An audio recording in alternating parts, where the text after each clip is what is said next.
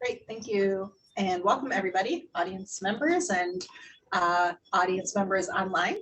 I will call this meeting to order at 5:35. We will start with our flag salute. Pledge allegiance to the flag of the United States of America and to the republic for which it stands, one nation, under God, indivisible, with liberty and justice for all. Right. Roll call vote. Trustee Jen. Here. Trustee Brooks. Here. Trustee Proctor. Here. And I am also here. All four trustees are present. We are moving on to approval of the agenda. Motion to approve the agenda. I'll second. Thank you, Trustee Proctor, for the motion and Trustee Brooks for the second.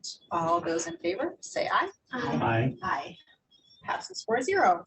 All right, moving on to public statements. And because this is a study session, we will have a few opportunities for public statements, but we will open up with any public statements related to the agenda item only. Please limit your statements to 3 minutes. Any audience public statements? And Forrest, if you want to check with our Zoom audience, please. Thank you, President Watkins, and good evening, everybody. I will be calling on speakers during the public comment in a random order. And to our attendees, if you would like to speak, please use the raise hand feature in the Zoom meeting platform now. Attendees will be called that are dialing in may use *9 to raise their hands using mobile devices. Speakers again will be given 3 minutes to make their remarks. You will hear a dial tone as well, so that will be ringing at 30 seconds remaining and at time expired. And at once your time has expired, we will be moving on to the next speaker. Apologies in advance if I mispronounce any names. Our first speaker is going to be Jeannie McKenna. Jeannie, you will have 3 minutes to talk. Go ahead and unmute and begin when ready. Hi, thank you. I want to speak tonight in defense of procedures. Thank you for publishing the True Math Framework. It's very helpful for making sense of what I've observed as my son has gone through Math 3, 4, and now 5. It also gives good perspective on what is going on in Burrell Math 7 room, where I volunteer. As an aside, I will say being in the Math 7 room is amazing. Miss Evans and Miss Iyer are dedicated, fantastic teachers. I stand in awe at their skills in making a classroom go. The True Framework encourages student discovery, student agency, authority, focuses on conceptual understanding. It provides equal opportunities for all students to participate and learn. That's all great. But it's also clear from the accompanying Schopenfeld articles that procedures are out. They only appear a few times and mostly in a dismissive context, coupled with dirty words like rote memorization. This is pretty much what I've experienced in our math programs. Procedures and memorization are pushed to the side. Standard procedures are a gift to us all. Developed across thousands of years by dozens of cultures, humanity has refined and codified time-tested best practices. These are treasures of humanity. They're free to use, no patents, royalties, or copyrights. Procedures aren't just a way to get an answer in an isolated case. The standard arithmetic procedures have theoretical as well as practical significance. They're designed to be useful from early grades through to algebra, calculus, and beyond. This is not just my own conclusion. It's what the American Mathematics Society wrote in a report to advise the National Council of Teachers of Math, stressing the importance of procedures. We need to provide context.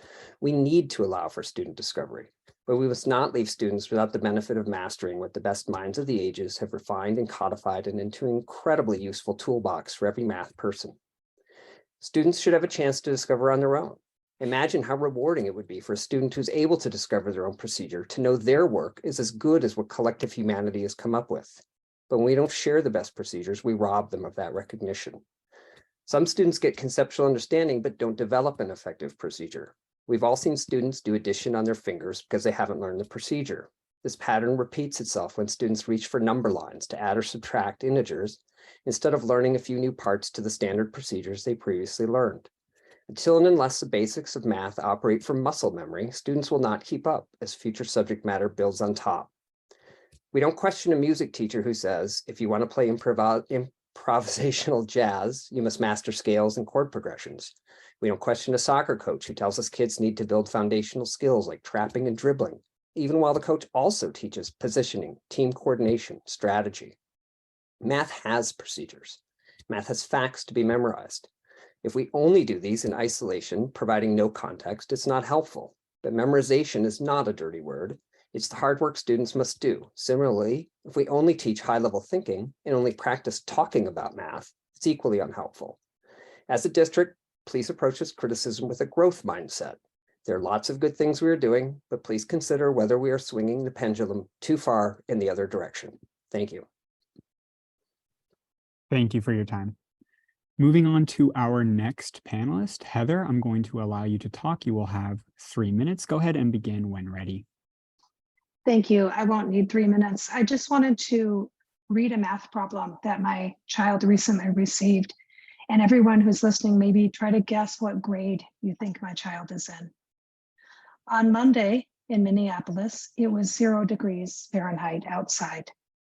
On Tuesday, it was 15 degrees colder than Monday. What was the temperature on Tuesday? This is a representative question of the type of math problems that my 7th grader is getting in school. There is something wrong with that. To me, that is, and to her, that is way too easy for this level. And I urge you to please don't leave the kids who are in the straight 7th grade math behind for those who are in the advanced, and don't let them be dragged down by those who need extra help. There's some kids that are getting missed here that I'm urging you to please don't forget about. That's it for me. Thank you. Thank you for your comment. Moving on to our next attendee, Maggie, I am allowing you to speak. Go ahead and begin when ready. You will have 3 minutes to make your public comment. Thank you so much. This is actually my first board study session or meeting, so I'm really just here to listen. But I did want to, and my kids are in elementary school, so this is, more relevant to them as they get older. But I was really surprised when Heather read out that problem, because I would have guessed that was a 2nd grade problem, to be honest. So I do hope to hear more from the board members about the ways that all of the kids' needs and levels will be addressed. Thank you. Thank you so much for your comment. And President Watkins, there are no more attendees. I would like to make public comment. Back to you.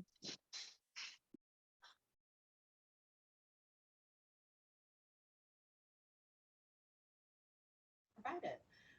Moving on to 6A, discussion of math K-8 strategies. Turning it over to Assistant Superintendent Chalmers. No? Actually, Okay. I think Superintendent Ochoa. Oh, okay. Perfect.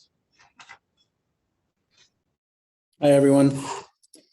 Thank you for understanding my attendance this evening via Zoom. Greatly appreciate it. Many thanks to our educators who have put in a lot of hours over the last 2 years to do what we think is really important and transformative work on behalf of students in this district. What I think we'll have an opportunity to hear tonight from David Chambliss and Amy Burke and Pam Bartfield and their team members certainly is a really strong analysis and summary of that analysis pertaining to the ways that we're using multiple avenues in order to create a math instructional and learning of math culture in our district. So for those parents online and for our community watching and for our educators at home, as a district, I think one of the things that I'm most proud about in working with our math TOSAs and with our math teachers and all of our administrators is that what we're doing is about creating the systems for learning, not chasing a particular test score or wanting one metric to go up by a couple of percents, but really substantial systems change in terms of how our students learn math. So I'm going to stop talking so you can hear from these experts and from these wonderful educators. And I do want to pass it over, David, to you and for you to get started with your team. All right, good evening. We are appreciating you if you are here joining us via Zoom or here in the live with us. This is a wonderful opportunity to spend a couple hours talking about math and our efforts, as Diego framed for us, to strengthen the quality of math learning and support our teachers to be powerful math teachers. So that's all I would say at this point. I'm excited to hand it over to Amy Burke and team to begin the conversation this evening. And I will also just remind folks that Amy's going to move her way through, a slide presentation, but there are scheduled points where we're going to pause, obviously, just to support the board to engage in discussion and to invite our community to bring in comments. So with that, I'm going to hand it over to Amy. Great, thank you. Nice to see everyone. Thank you so much for having me here. My name's Amy Burke. I'm the math coordinator for our district. And our first slide here is titled Equitable Access to Robust Mathematics Learning in our district. And what I'd like everyone to do just for yourself for a moment is to think about what evidence might you see or hear in a classroom that would make you think robust mathematics learning is happening in here right now. So what might you see or hear that would make you think there's robust mathematics learning occurring?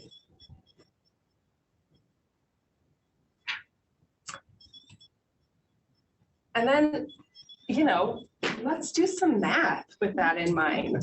So it's, our dream as math-focused educators, I know we're all math educators, but as math-focused educators to start, maybe end, maybe sprinkle every meeting with math in the middle. So we're going to start today with the prompt up there, and I'm going to invite our board to engage in this problem. What are different ways to solve 85 minus 29? Let's just take a moment to think about how you might approach that problem.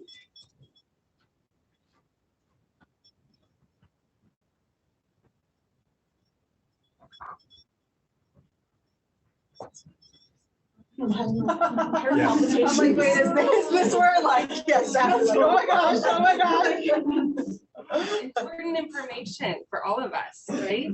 This is how our bodies can sometimes react when posed with a math problem.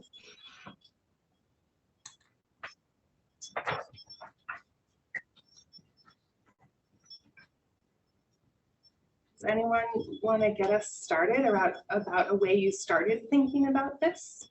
You could even start us down your solution paths. You don't have to. It looks like I'm rearing. No, I'm trying to I always making eyes with me like, pick me. I would just do it the way that I learned how to do it, which is 85 sort of in that column. I don't know what the technical term, but it's like 85 over 29, and you do the carry method, which is you take 1 from 8.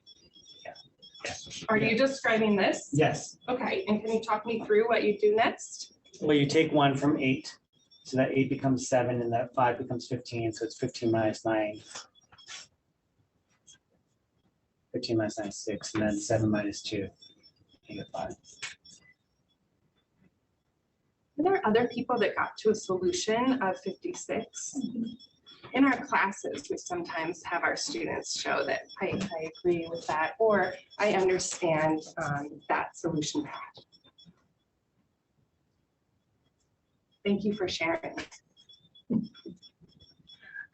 I did it the same way. I know. Great. Okay, good. So we have 2 people who've approached this problem this way. I did 85 minus 30 because it's easier for me, and then I just added 1. But I first wanted to grab my calculator. That was the first. Yes, right. So you did 85 minus 30. Can you tell me why you did 30? Because that's easier for me to figure out 5 minus 0 than 5 minus 9 in that, last column. So when you did this subtraction, you got 55. And then I added 1 because instead of 30, it's 29. So can you say more about why you knew to add 1? Because I'm supposed to subtract 1 less than 30. So I know that I need to put the 1 back. Oh, interesting. You don't have to do it, but I would invite students right now to say, I understand that solution path, or I thought about it the same way. I'm going to try to capture like this. I'm not sure if this is how you were thinking about it. Thank you. You're welcome. Superintendent Ochoa, did you have a different solution path? It's just something I do. You know, I just really put them on the spot. We don't typically do that. No, you should definitely. Are there other approaches? Are we allowed to acknowledge the second way that Trustee Proctor mentioned of that she also could grab a calculator? Oh, sure, absolutely. You know, that is a way to get the answer. Mhm.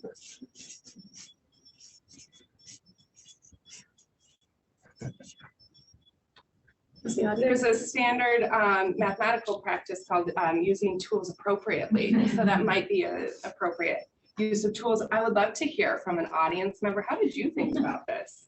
I just, when Trustee Proctor shared her way, I was thinking that I see the space between 85 and 29 as a space on the number line. And I feel like that space can move. It doesn't really matter what the starting and ending point are. So I moved the 29 to 30, which similarly to Trustee Proctor meant that I'm moving everything to the left one, to the right one. So 85 became 86 and 29 became 30, and the space in between remains the same.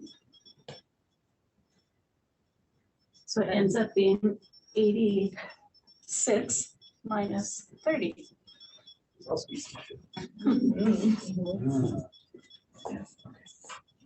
Into that way. That's kind of fun. Thank you. Thank you. I learned a new way. Say it. Any other approaches? You could round up from 85 and take to 90. So essentially you take 5 from 29, make that 90, and then the 29 becomes 24. And subtract it that way. I'm not appropriately using my chart paper right now. So you just said add 5 here. Yeah. Can you talk me through that again, please? So you're essentially rounding up the large number. So it's the same way as what Trustee Proctor did, but instead of sort of doing it to the 30 or the 29, you do it to the 85 as the bigger number. Yeah. So what this gave you. Yeah. So that would be 90.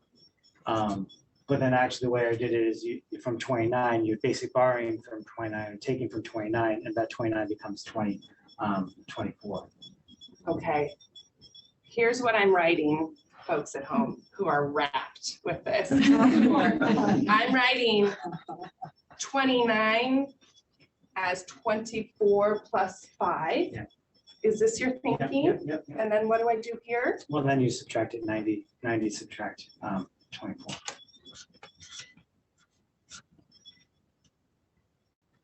And then what do you do? Well, then it's the same way. It's 90. I mean, the same way I used to do it. Yeah. So you get to. Oh, I'm sorry. Oh, you have to That's go not the other right. way. Yeah, no, I did. Yeah, you're right. It's the other way. What's the other way right now? So the 29. So you take 5, 24. Now you got me all messed up. So maybe this isn't a good solution. Yeah, you're right. I think We might have number line friends could to help take us. it. Oh. I think Robin's number line could help us because Trustee Chin moved the 85 5 units to the right Yes. to get up to 90. Yes, sorry. So it moves So up if to the 29 was 5 units up, it Yeah, keeps it goes to 34. distance Yes. between, like Robin did, but moving in like further that way. Holding that same distance. Yeah. Now this is fun. Great. Thank you. Thank you for engaging in that with me. Lost a pen cap. All right, well, Amy's cleaning up. Wait, I wanted to say Oh, one you more want to say one thing. more I'm thing? so Okay. I sorry. missed that was my cue, but No, okay, I this- can wait. this is, I just wanted to name for everyone. This is what we call a math mindset routine. And the purpose of the math mindset routine is to build flexibility and fluency for students to see different ways to approach a problem, to validate all the different ways that were proposed, to build on one another's thinking and to really communicate our thinking. When someone said, you know, I did it that way, they were prompted to use more words to explain their thinking. We had a visual that entered, you know, and I feel like that visual then helped some of us with our thinking around it as well. So again, thank you for engaging. Right, okay. All right, so we're very excited tonight to talk about both our elementary and our middle school math programs. We have a few members of our math team that are here with us tonight that will join us during the presentation, but I wanted to take a moment to also thank our math team, my counterpart, Kenyatta Cook, our teachers and our math teacher leads in our middle schools and elementary who couldn't be here tonight, but are a huge part of this work, including classroom teachers, Classified, which help with a lot of our math booths. So just want to take a moment to thank everybody that's a part of this work. And we're just really excited to share it with you tonight. Yeah, thank you. So we're going to give an overview of our math program and allow some space for discussion and questions. And I just want to say that in an overview of our math program, we are really thinking about putting those standards for mathematical practice in play. There are 8 standards for mathematical practice, which are talking about just that, practicing doing mathematics. And we want to set up spaces in our classrooms for our students to, just like we experienced, practice doing mathematics together. And there are 8 of them. I'm not going to cite all of them. I'm going to say maybe a top 3 that drive our program. The top 3 are standard for mathematical practice 1, which is make sense and persevere in problem solving. Standard 3, which is to construct viable arguments and critique the reasoning of others. And standard for mathematical practice 7, which is to look for and make use of structures. So those are, again, the sort of the foundation for our mathematics program, which we're going to share more with you tonight. We're going to share our building blocks with you, and we're also going to talk through the structures and supports that we have put in as a district to really elevate and leverage all students accessing and excelling in mathematics. So those 3, you know, practices that we talked about, we sort of distilled those down to 3 actions that we want our students to be taking in classrooms each day. And those are for students to take risks, to work persistently, and to communicate productively. Oh shoot, this is not big enough. This was an invitation right now to read our mission and vision. Oh, you have it, great. Our mission and vision for students in this district, because this guides our work in the math department. And I'd love for you to share out maybe a word or a phrase that resonates with you. I'll get quiet for a moment so you can read, and then maybe we'll just share out a word or a phrase. So do we want that to be bigger? Because we can. Should I do that? I think Forrest. you can make Amy's screen bigger, yeah? Yeah, 1 second. Perfect. We also have it on, Yeah, okay. Yeah. You may have it, I'm just saying, like, unless the audience needs it. yeah, exactly.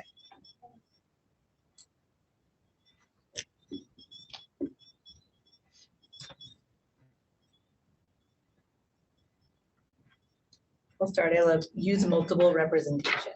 Took mine. You could say it too. We can all say it. That means it's important. We the one that I was doing too. Multiply that one.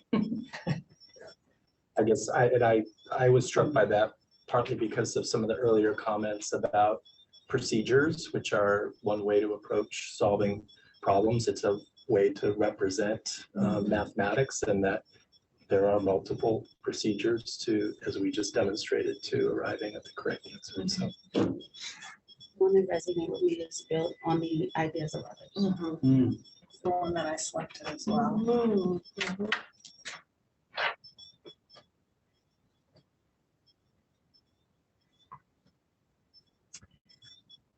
I like enthusiastic and proficient learners.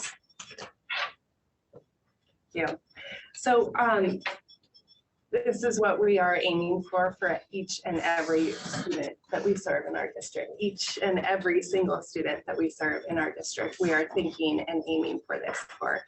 And so we're building this strong student-centered program, but we're also thinking about how do we pull on different levers of change that will elevate each student into this sphere of success. Because we have a strong program with curriculum and instruction and assessment system. We have amazing teachers in our staff across the district. And we know that we need something more to really pull and lift all students into the sphere of success. So these levers that we're pulling uniquely in this district, I think it's unique that we're pulling all 4 of these at the same moment. And these are the things that we're going to talk through tonight. We have strong policy and planning that is equity focused and aiming for our strategic goals of achievement, equity, and student wellness. We have shared leadership and collaboration. We have actually teacher leads who are leading out this work across the district. We have aligned professional development and in-classroom peer coaching happening at the elementary and the middle school level to support our teachers with the shifts in practice needed for the Common Core state standards. And we have a common formative assessment system that's put in place to monitor student progress compared to the grade level standards. So let's start by taking a look at our policy and planning, which you know, we have worked on together. There's in order for our mission and vision in our classrooms, excuse me, in order for us to make change, we have to have these changes at the policy level to support and match the changes in the classroom. So 2 years ago, we this board made a decision to enroll all 6th graders in Math 6. So we had last school year was our first school year with a heterogeneous Math 6 courses across our district. We were no longer selecting and separating students at the 6th grade level. We also, with that policy change, we put in place peer coaching in all of the Math 6 classrooms across the district. That was a resource that we feel really paid off for us. We saw some you know, early data in our common formative assessments showing us that more of our students were accessing the grade level content at higher rates. And then we also, not until August, but we saw in our CASP data that that 6th grade resource had an impact. So with those and the rollout of our strategic plan, we have taken that model into the 7th and 8th grade classrooms as well. And last year, this board approved the new middle school math pathways, which we'll remind everyone of them in a moment, but that allow prepared and interested students access to algebra in the 8th grade with multiple pathways. Our focus this school year, the current year that we're in, has been at the middle school on grades 7 and 8. We'll talk through those reasons in a moment. And then in our elementary school, we said we don't need to wait to middle school to ensure our students are accessing rigorous mathematics. We actually, in fact, need to start sooner. And so our team is really focused on 3rd grade mathematics this year in our elementary schools. And we will get to move up to 4th and 5th grade for the next 2 years.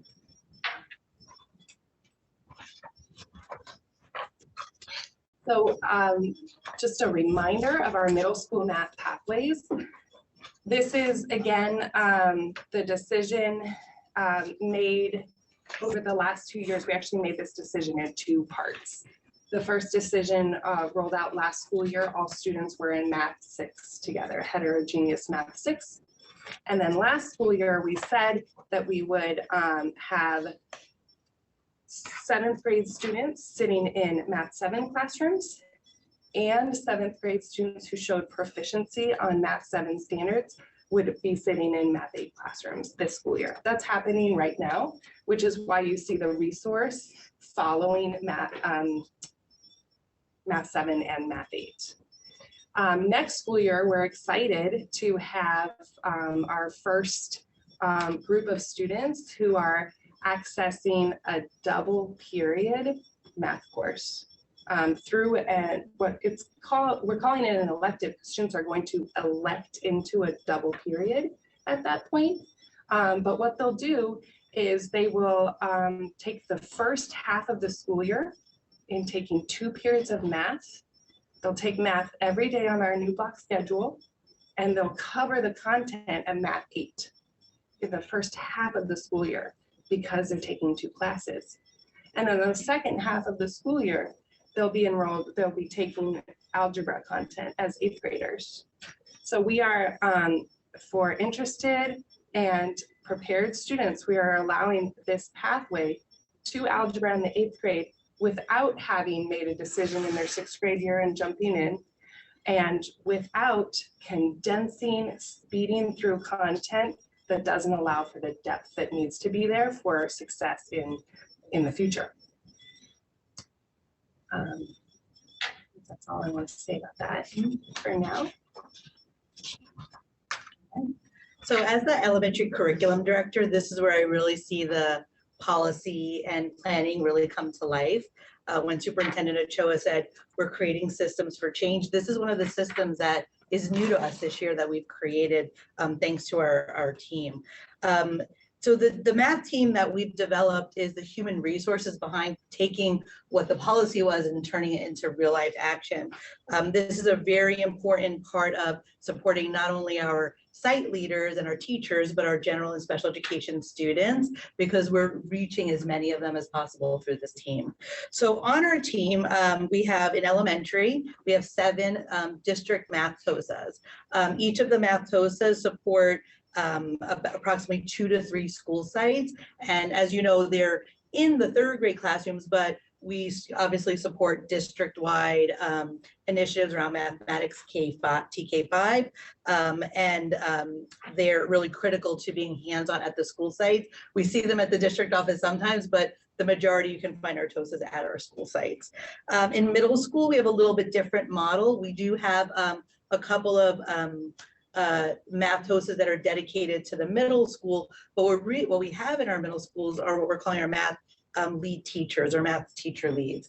And so the math team in middle school does function a little differently, where the majority of them are teaching almost a full lineup, but then they have some extra periods where they're going in and doing peer coaching, supporting students in general and special education to make sure that the things that we're talking about are in place, or giving opportunities to model, things like math talks or the curriculum. So both our elementary and middle, they're at school, they're at sites almost all days during the week, but they're also helping us lift some of the curriculum guidance pieces that we'll talk about in a little bit. We also have a math coordinator, which is new. We're very excited to have Amy here. And we've also identified in our special education department a content lead that we're working with, one of their coordinators specifically around mathematics instruction in K. What other important building block as part of our policy and planning is with a really important stakeholder group, which is our families. Our family community engagement is really, we're thinking beyond our district walls, and we're trying to continue some of these things we've been doing and some of these things we're adding, but we want to continue to build better ways to engage our community, our families, and our stakeholders in mathematics. And so some of the areas that we're currently doing it and then where we want to continue to grow are we work with our multilingual team and attend DLAC meetings, and we talk about mathematics there, help families with some of the math that we're doing in our schools. If sites are hosting ELAC meetings, our math team attends those. We play some math games and help families understand mathematics there as well, and what our students are doing. This year we were able to, actually Amy, David, and I were presenting at our community school meetings at all of our Title I schools to talk about our math programs. We have math pathway meetings with families, sometimes school-wide with the board, individually. One area, we do have some site math nights, but I know as a team, we want to have more of those happen. So families are coming to schools, and we're, our team there helping just kind of create joyful mathematics experiences. And then we have our awesome ST math program, which I'll let Amy talk a little bit more about. Well, we have a lot to say about our awesome ST Math program, which is available for every student in our district to do more mathematics at home in a fun, gamified way, to really build in the sense making, to connect the visual, conceptual understanding, then to the procedural fluency. But what I wanted to say in regards to this piece around family and community engagement is we have hosted, ST Math parent events. In fact, Robin has hosted many for our district, where we invite families in, we get to play a bit, and we talk about how do you support your student at home to engage with this platform. We also are working with the support providers in the after-school programs across the district to sort of train up those who are not even our district employees, but are supporting our students, like in the Boys and Girls Club at San Mateo Park, and every single one of those after-school tutoring opportunities. We are also making sure that we're supporting the use of this program in those spaces.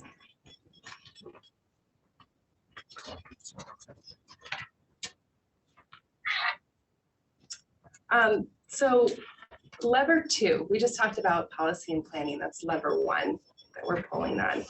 Lever 2, I'm going to invite Dana Peedy, who's one of our middle school math leads and teachers at Bayside Academy. And I'm going to invite Robin Lovell, who's one of our elementary math teachers on special assignment, supporting 3 schools. I'll let you two do a few more introductions, but I want to sort of invite them up because they're going to help with some examples around what does shared leadership and collaboration mean in our math program here in San Mateo-Foster City.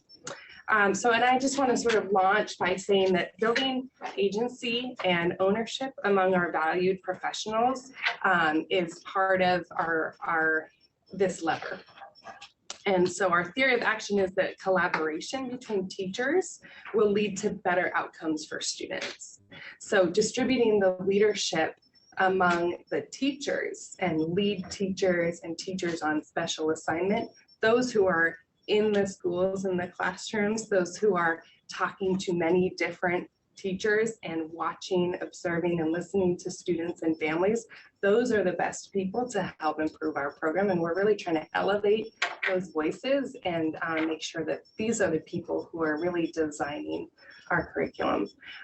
So thinking about a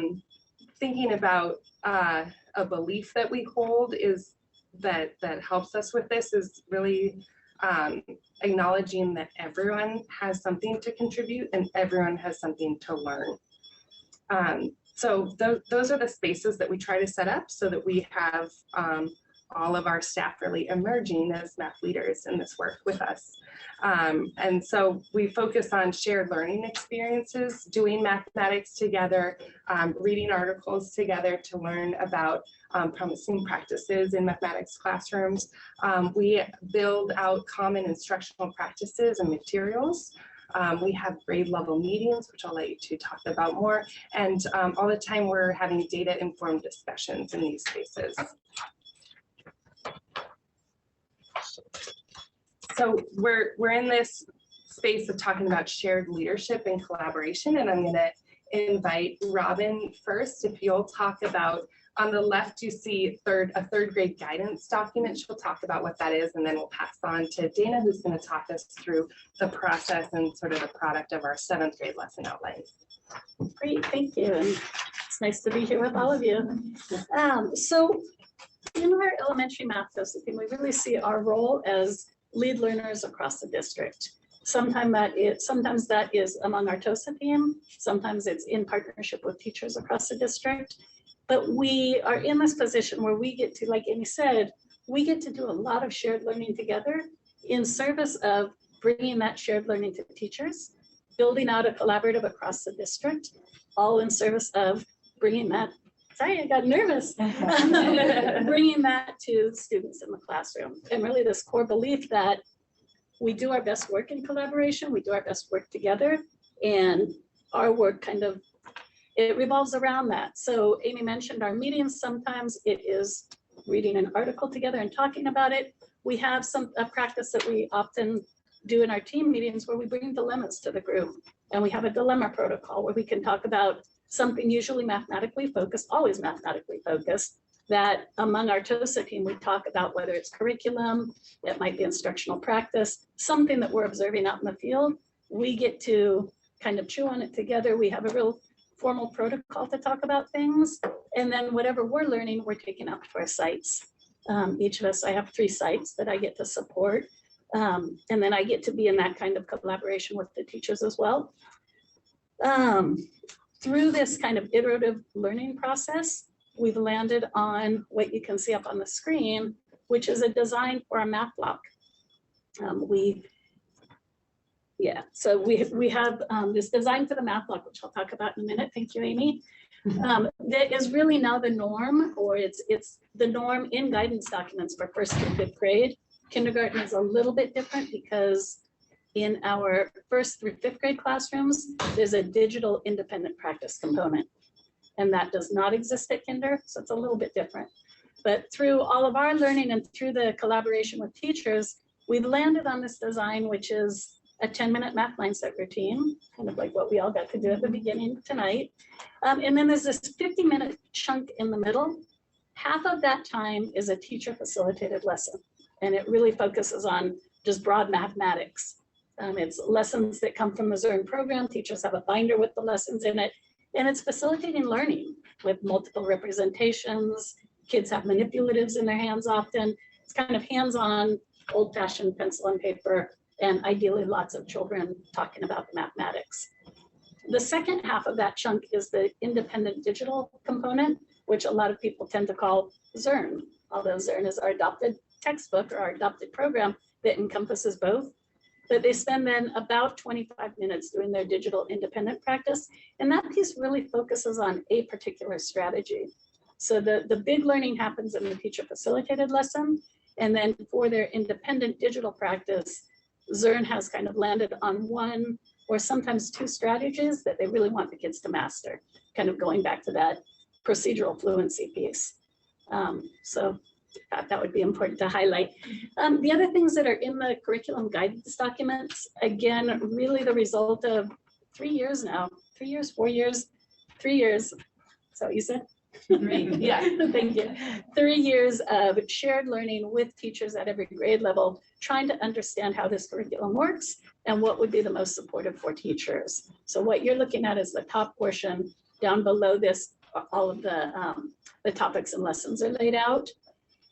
If you could see this up close, you will see there's a math mindset routine slide deck in Spanish and in English.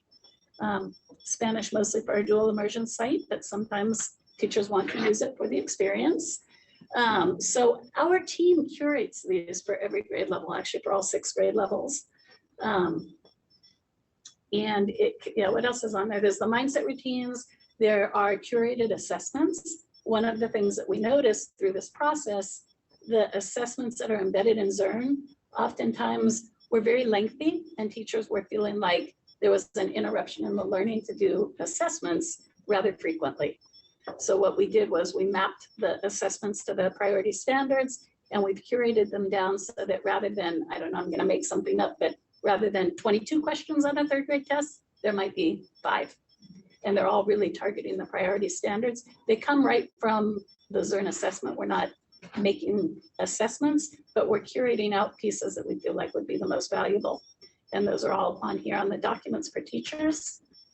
I think that covers it. That's all? I think that's all. Did my 3 minutes already pass? Thank you. Yeah, so my name is Dana Peedy. I teach 7th grade at Bayside and I am a content lead, so I'll speak to what that entails. So the model I'm going to describe is our team at the 7th grade, but 6th and 8th grade operate in much the same way. There's a 7th grade lead at each of the 4 comprehensive middle schools. So I'm the Bayside counterpart, but I meet with my colleague at Abbott, at Bowditch, and at Burrell. And we meet just about every single week to talk about the big ideas of whatever unit it is that's coming up or that we're currently in or that we're about to wrap up. So we'll think about what are the key learning goals we have for our students, what might our summative assessment look like at the end, what are the things we most want to focus on for our students. We might think about common ideas or common stumbling blocks we anticipate for students. After we preview the Desmos unit, we might think about what are the strengths that we see in Desmos, and also what are possibly some blind spots in Desmos, things that might be missing, the opportunities for us to enrich Desmos a little further. And if we're in the middle of the unit, we might also, kind of like Robin said, talk about the strengths and the challenges we're seeing at our own sites. Oh my gosh, my students are so confused about this thing. I did the coolest thing about that. Let me tell you about it so we can borrow from each other's and to help each other problem solve in that sense. So that meeting happens about once a week or so. And then I take input from that meeting to plan out lessons about a week in advance. So I'm about 1 week ahead of all the other 7th grade math teachers in the district. So what I do is I take what I heard at those meetings and I take what I see in the Desmos and I look for opportunities to increase the access and increase the rigor of the provided curriculum. So in a sense, lowering a floor such that every single student can engage successfully, and also raising the ceiling and finding opportunities where I say Desmos isn't stretching our kids enough. So what that might look like is opening up access. I might say students would deserve a physical manipulative for this. What might a physical component representation look like here? Or I make Google Slides for every lesson, which aren't provided by Desmos. So I think about what, when does a visual make sense and when would the animations make sense and what kind of sentence frames do I want to hear my students using with each other? What behavioral norms are going to help them be successful? And how can I take those implicit behaviors that we often take for granted, some students have and some students don't have, and make those behaviors like the ones on your pencils, our 3 norms, how can I make those more explicit to students? And also help teachers be thinking about how to message that frequently as well. Increasing the rigor might look like taking a question that's very closed in Desmos and opening it such that it has many more solutions or more solution paths. For example, my students this week just started doing some physical math with physical objects that look like either 1s or X's to represent a variable. And it's a really accessible model for thinking about combining like terms. Students who would otherwise have no idea why you can't add 3 plus a 5x and get an 8x say, of course you can't add those. Those are X's, those are 1s. And students who are chewing on that can chew on that. And today they were solving to find the perimeter of a shape built out of those shapes. And so I built a shape where the size of it might look like it changes, but somehow you always get the answer 28. So one student might try x equals 1, x equals 5, x equals 4, and get the answer 28 each time. And another student who has that mechanic, I might say, why the heck is it 28? Is it 28 even if x is 100 units long? There's no way that makes sense, and I want you to figure out why. So opportunities like this to really even further differentiate what's already a rich curriculum, but we can make it even richer here. And then I'll speak more to strategies in a few minutes, but I think we're going to highlight a couple of strategies that we use across the K-8 spectrum, and I can speak to those as well. So basically, I do all that thinking and pre-planning for my own group of students, and I package it into this Google Doc you see here on the right. So circles was purple, apparently. So what you see is kind of a 1-week snapshot at the beginning of a unit. So I'll highlight for teachers a big idea around the week. I'll link the Google Slides, the physical handouts, the Desmos interactive digital activities, and any physical manipulatives that I make. And then over on the side, I make videos of myself talking through the lesson. And it's just a short between 3 to 10 minutes, depending on how talkative I am that day. And I might highlight key moves I made as a teacher that another teacher might not know if they just look at the slides. And I can highlight some of the practices I do to help teachers think about what moves they might make when they try on the lesson. And so that's sort of the content curation piece of my job. And then counterparts do that for 6th and 8th as well. Thank you both. Yes, so this is the type of distributed leadership focused with teachers who are focusing on the curriculum and instruction. And sort of, you know, as they've both shared, learning about it and digesting it, and then bringing something, you know, through the lens of a San Mateo-Foster City school district educator to the rest of the collaborative. So this is some of the work that we're doing, and I shared, you know, a quote from a 3rd grade colleague sort of sharing how helpful and valuable this is. She says, working with I can't read it because I've now moved my thing, but you can read it. Working with colleagues and hearing their ideas is very valuable, and having time to talk with the math-toses is really important. So really looking to others in the district to help us understand our curriculum, because if you're an elementary teacher and you're teaching all of the subjects, you don't have time necessarily to do this depth of work on your own each day for all of the content that you're going to deliver. So having someone to talk to about it, someone to help sort of curate it down to something that might be reasonable for your class, because less is more in many cases, as we know, right?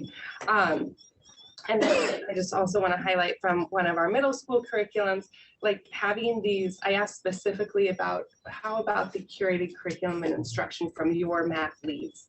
And one of our colleagues said, this has really been a game changer. I adjust things, I still adjust things. I have agency within this to suit my own students, but it's already so much more relevant and accessible than the basic curriculum. Robin was sharing with me earlier a quote from someone who we revere in the math community, who was sharing that, you know, an adopted textbook, it's kind of like a buffet. Like, these things are huge. There's so much to choose from. You're actually not intended to eat everything at the buffet, right? I mean, maybe we've all done that. It's not great, right? So combing through, knowing our context and being able to have conversations with leaders within our own community, which don't have to have a title of a leader, but could be your colleague next door. So just having something more curated to look at seems really powerful. The last piece, there's too much on this slide, but I just want to highlight 3 signature strategies that our team has rolled out explicitly in our K-5 work with our 3rd grade math collaborative. These signature strategies are instructional strategies to support access, to support language development, productive struggle, and sense making in our math classrooms. And we've tried these on in our professional development sessions, and then we are supporting in classrooms with teachers who are trying them on with students. And I wanted to have Dana share a bit about how she's putting these in play as well. Yeah, so these are an example of the sort of thinking I do as I look for opportunities to leverage the Desmos curriculum. So a math mindset routine might be sort of like the number talk you saw from Amy. It could be what do you wonder? It could be, here are 3 different answers. Which one or ones would you defend? Which ones have mistakes, and how do you decide? I use that today. Or participation quiz, that specifically refers to one particular strategy, but the idea is giving feedback to students on how they're collaborating with each other. Because these soft skills we often take for granted, but students aren't necessarily born knowing that rephrasing is important, and learning to ask each other questions, and learning to rephrase each other's ideas, and learning to make sure everybody agrees. And if we can reflect to students what we see from them, I barely even need to attach a consequence. I don't. A red whiteboard marker works marvels, and they say, no, erase it, we'll fix it, I promise. And it's different structures of that every day, but just that lens and encouraging teachers to adopt that lens of what are you doing mathematically and how can I support you metacognitively and socio-emotionally in engaging in that work. So I do a lot of that pre-digesting so that teachers who have their own ideas, their own convictions, they can make different decisions within this. I might do a whiteboard feedback and a colleague puts pluses or minuses on their papers or whatever it may be, but it encourages teachers to use these types of thinking because it's already embedded in the videos that I'm making for them. So it's easier for them to see how it works and then tweak it, adjust it accordingly. But they don't have to do the heavy lifting of finding where 3 reads might fit into a Desmos, because the version of Desmos they're receiving already has that explicitly embedded. All right. Can we just name any? It's okay to, but just to add, these strategies also show up on the elementary curriculum guidance documents, not nearly as meticulously, but there are notes throughout the guidance document. Consider using a 3 reads here, or consider with these same strategies. Okay, well, we've done a lot of talking and a lot of digesting happening, so we want to take a pause here for questions, comments, discussions. Thank you all so much for sharing so far. I'm just wondering about what the best structure is. Just I guess you guys have paused strategically here. I'm just wondering, are there pieces that might get answered later on? How are you all feeling? Do you want to like keep moving and save it? Do you want to pause? I'm okay with continuing to move on. Okay. Whatever you guys want to have comments. Yeah. I mean, part of the idea here is to kind of, we say, there's all these people doing good work, but to pull the curtain aside a little bit and give you a chance to see that in much more detail. Maybe if you spoke to which pieces are, upcoming in the agenda so that we can focus feedback or comments on what's been shared already, would that be useful? That's a great idea. Oh, excuse me. No, I was just saying whatever you want to do. Do you have a preference? Do you have specific questions now? No, I can write them down and remember them for later, because maybe they'll be. Are you guys cool with that? Whatever you want. Yeah.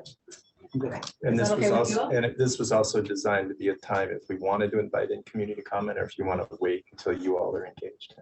Yeah, I mean, I think if everyone else is okay to hear the remainder, let's hear the remainder. We'll jot down questions and then we'll just follow like typical kind of order procedure at that time, or we'll ask questions. Yeah. And you don't seem satisfied by that. And fine, just pause No, now. I'm totally fine. Good, sure? Whatever you want to do. I already have my stuff Okay, in advance. I'm ready. So whatever you want. Let's do it. Is that okay with you guys? Of course, yeah. Let's keep going then. Great. So Sorry to interrupt. We do two have. more levers to talk through. So we're going to share what does peer coaching and ongoing PD and how related are they in our strategic plan and implementation this school year. So again, we shared that at the elementary school level, we're focused really with our math work in 3rd grade classrooms. And I'm going to invite Robin again to share more about what that looks like. Yeah, so what you see on the screen is not something that we expect you to read right now, but that is our overview of the year-long PD for 3rd grade teachers. And our PD arc really revolves around this big goal of building out a district-wide 3rd grade math collaborative. So everything in service of that. This year we began, actually before, the PD arc includes curriculum planning, making sense of the curriculum. It includes instructional strategy. Sorry to interrupt everyone. We did have a couple hands in the audience that wanted to make public comment. If we could take some time to ask questions and see what they have to say. Of course, we're just gonna hold until the end of this section and then we'll take public comment. Thank you. Thank you for clarifying. All right. So yeah, back to kind of what the PD includes, everything from curriculum, curricular planning, instructional practices and strategies, and a heavy emphasis on math mindsets. And one of our goals is really to develop positive relationships with math among all of our students. So shifting that math mindset. This year began with 3 days of professional learning in the summertime. We held 2 sessions, one in June and one in August. Anybody that was not able to attend, any teachers that were not able to attend, we held a makeup session, I think in September, so in the fall.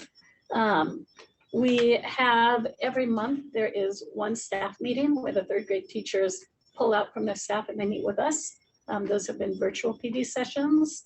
We also have 3 district-wide PD days where for either half, I think it's been half day each time, all of the third grade teachers meet and come together and talk about math. And that's where the collaborative really becomes a lot richer because everybody is actually under the same roof and we're doing the work together.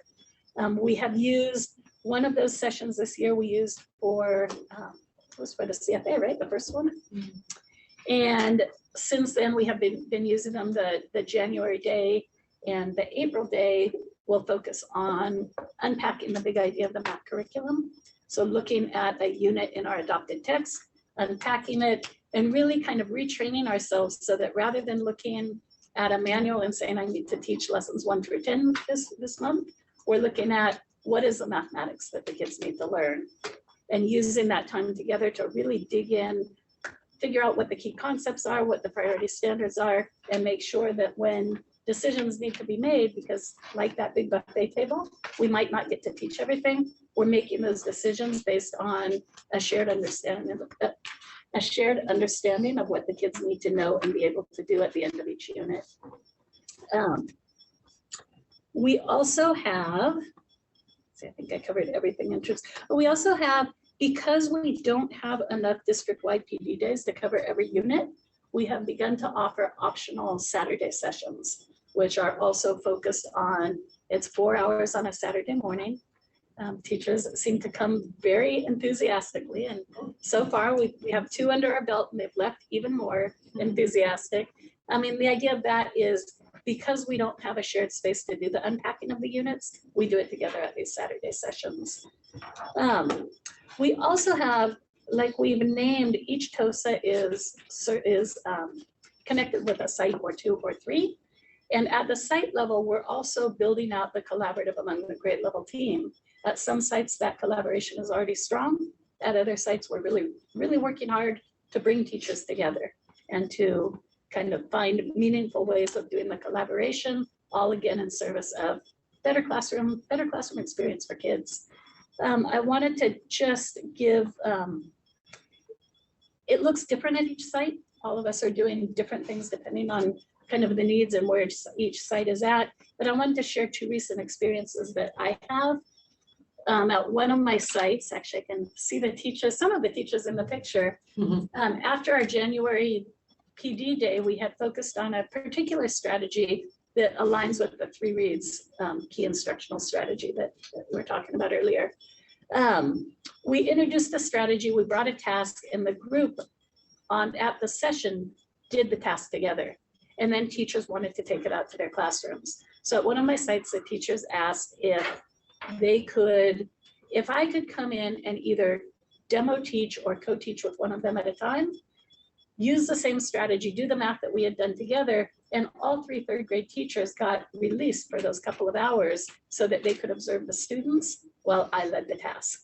Or in the second classroom, I co-led the task with the teacher. And the sense of collaboration and being able to not worry so much about what they were doing up front, but really focusing on kids. How are kids reacting? How are kids responding? What kind of learning can we garner by really observing the kids while they're doing math? And it was powerful. So powerful that we ended up in the 3rd classroom taking video, and we brought that video to our most recent staff meeting on a Tuesday. So all the 3rd grade teachers across the district got to see snippets of kids doing math, kids talking about math. We were focused in particularly on English language learners at that point, and they got to see video of children who, blessed by multilingual capacities, were able to speak English, not in a formal academic way yet, but really express their mathematical thinking in a way that everybody could understand and that they could, lift each other up by sharing their strategies. So that was very exciting. And then at the site level, the teachers really learning different ways that they can come together and make everything better for all 3 of them by working together. So that was at one of my sites. And then at the other site, just another recent experience where teachers were concerned about pacing. They weren't quite at the place that they had hoped to be on the pacing. They were concerned about how to make hard decisions. There was a formative assessment coming up. There were some different conceptions about what they were supposed to do and what they got to do in math class. And so the principal called me in and said, you know what, I want to meet with every grade level. And we spent a solid day last week. First, we met with third grade. We spent a couple hours with third grade. And then we spent all day on Monday, 9 a.m., 10 a.m., 11 a.m., every hour. We had the grade level lead from each grade level come, and they got to share what's going well, what are the strengths, any questions and concerns they had. And it was just a very powerful time to kind of air the different conceptions that teachers had and that they brought. We were able to problem solve quite a bit and really just get back in that conversation around what does it mean to learn and teach mathematics in our district, and in particular at our site. So it was really powerful and just a nice example of how, while our focus is on our third grade math collaborative, we're also doing work across the grades and doing the best we can to support, at every level of math instruction and math learning. Yeah, and I'm a little more specifically involved with the peer coaching side of things at the middle school level. So I'm going to speak a little bit more to that and what that looks like for myself. I think a huge strength of our model is the flexibility, and you'll see that sort of as a theme in what I'm about to share. But my position is, one, I'll share a couple examples of different teacher, coaches, leaders who have similar responsibilities as myself. But this year for myself, I teach a section of Math 7 myself. And then I also push in to support, aside from the content planning, I push in and support 3 different teachers with it, in class, coaching, collaboration, et cetera. So one of the teachers I support already has several years of experience, and she's actually the lead for her own grade level of content. So she's the one a week in advance curating these lessons and making the videos. So my supporting her looks a lot more focused on the curriculum. How are students engaging with the task? Does the sequence make sense? Is there anything you would change or adjust? And being sort of a thought partner for that as she curates the content and makes recommendations to others. The other teachers I support are first-year teachers who are familiar with some of these strategies and philosophies from the credential program, but are otherwise new to the profession. So my supporting them looks a lot more, has more variety in it between classroom management, working with students and families, connecting with students, re-engagement, what do we do when students aren't accessing yet? You name it, we talk about it. And it's been great that the coaching is able to be so flexible and responsive throughout the year, because their needs in August are very different from their needs in December or January, and different from what their needs will be in April. So early in the year, it was more modeling, or we would be facilitating group work or partner work together. And we'd say, okay, do you want me to try to talk with this group and you listen, or vice versa? And then we check in about it to expand their toolkit and build a really diverse repertoire of moves they can make. Now that they have such strong toolkits, I often sit back a lot more, not to be seen as the authority in the room, but it's their classroom. So maybe I'm taking observations on what the teacher's doing, or how long are they spending in groups, or how much time are they watching the room, or when do they give a math nudge or a hint, and when do they ask a follow-up question.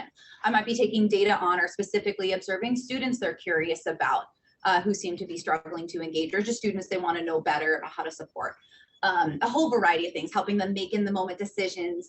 Should I try this thing, or maybe that's going to go too long? I'll go straight to the ticket out. Just being a thought partner for them in that. But a common thread I see is it's just really whatever it takes to increase their capacity, not only allow them to be their fullest selves, but also to really remind them and give them the confidence that all of these pieces are within their locus of control. Obviously not everything is, but really just make them feel empowered, and reminding that if we don't catch every single kid every single day, we can still act as though we can, and we can still try new things and sort of give each other that capacity and that support in that way, fill each other's buckets, as it were. So that's sort of my specific role in the coaching on the day-to-day, but I also just want to speak briefly, not only to the impact it has on them and the teachers who are receiving collaboration, push, and support, but also what it does for teachers who are giving that support and the department as a whole. So I'm one of the only teachers who doesn't receive a push-in, just because I only teach one period, but we have many teachers, I think Pam alluded to it earlier, who maybe receive a period of support from someone and then have an extra release period to be in someone else's classroom as well. So it's a really mutually beneficial system, and we're leveraging the strengths of our veteran teachers to build relationships where they otherwise might not be.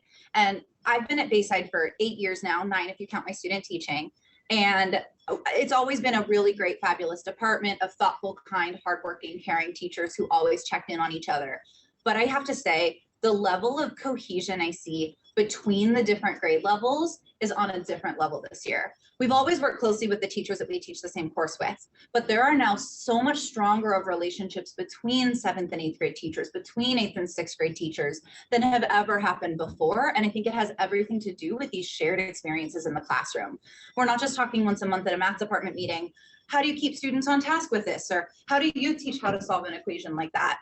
Or what do you say to a student who? It's really in the moment is so powerful to see how are students engaging and share strategies back and forth with each other in across this network of collaboration that we've created is just really, really powerful. And it's just the strongest our team has ever been in 10 years, which is just makes me feel very, very lucky to be a part of that team. And I can't speak highly enough to how beneficial it is for everyone involved in the situation and the team dynamic as a whole.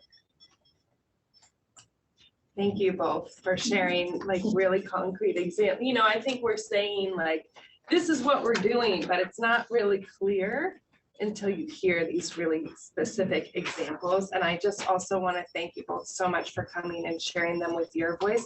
I could say them all, but I know you wouldn't be listening to me anymore if I were talking still from the start. So thank you so much. I am really, you know, honored also to be a part of this work. Our district has committed a huge resource to this math work. We can acknowledge that. And I think that these instructional shifts that we see are going to pay dividends for our students in the classrooms. Our students are getting more educators thinking about them specifically and our program as a whole. And I think that this alignment that we're growing across elementary to middle school math program, like we're doing it on purpose. It's intentional. It's also based on the research that says, you know, what the most promising practices are. And so even having this space to share across the grade levels is really empowering. So you don't have to take my word for it though. Let's take a moment and hear some feedback from some of our classroom colleagues. We're gonna read these ones out loud, right? We're reading these out loud. Okay. I really appreciate learning about the 3 different strategies and directly seeing them in action from a student's point of view. Identifying as a team of what is expected for each mission. For example, pulling the big must-haves from each mission and or topics. So as a team, we're all aware of what is expected. It's been helpful to co-teach with colleagues and be welcomed into classrooms. It's important that we both take on a learning stance. I liked how we changed what we were doing throughout the day to allow me to learn different things, ideas, etc. The knowledgeable and positive TOSAs made me feel comfortable taking risks.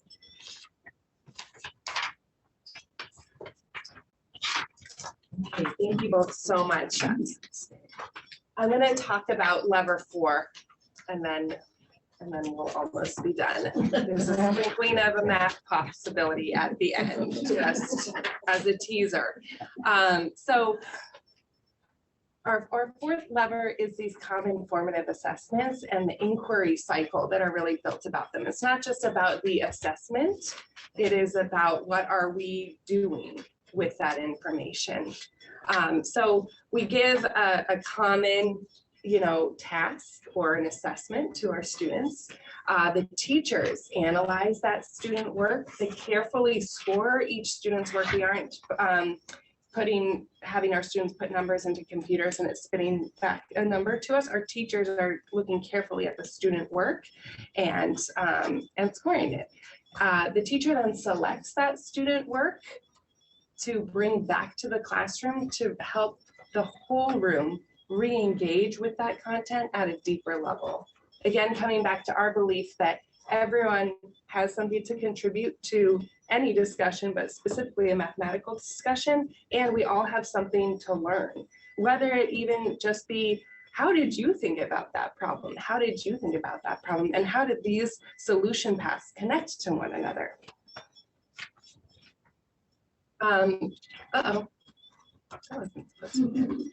The done? No, we're not over. Sorry, I somehow skipped to the end. Oh, boy. Oh, I'm giving away the exciting Yeah. exciting You information. already had it.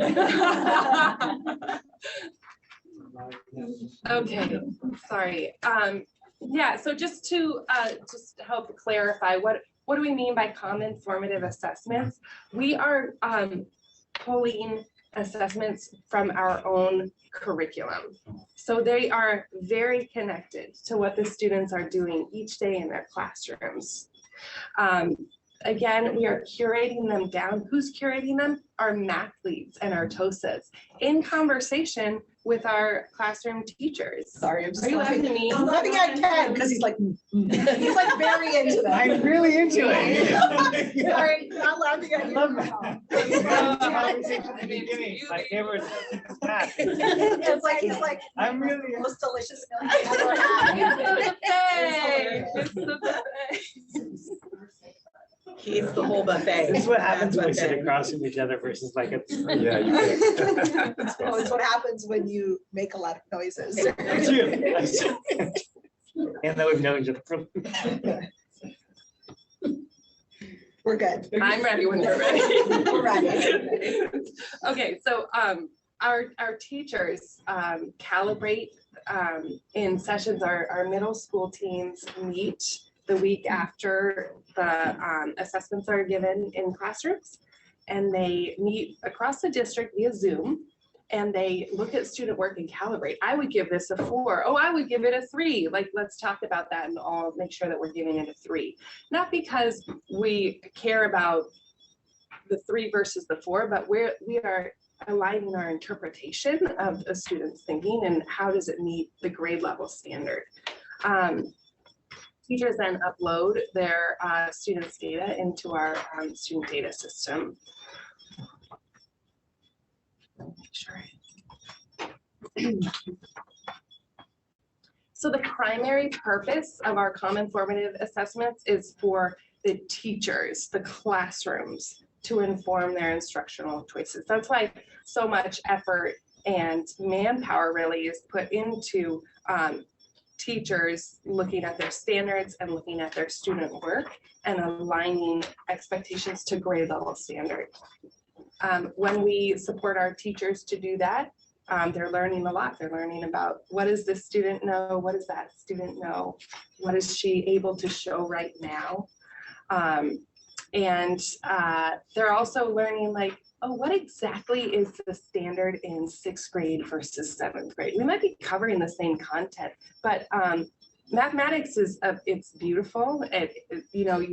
It's like basically the same idea, just with different types of numbers and then different types of quantities over time.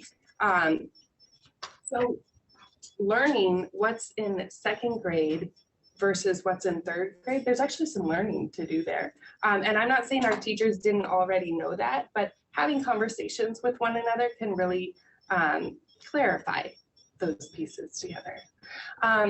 They also are common formative assessments, so they also, of course, give our district a snapshot of where our students are. Like, where are we in regard to this particular unit, these particular grade level standards? So it's kind of like a dipstick.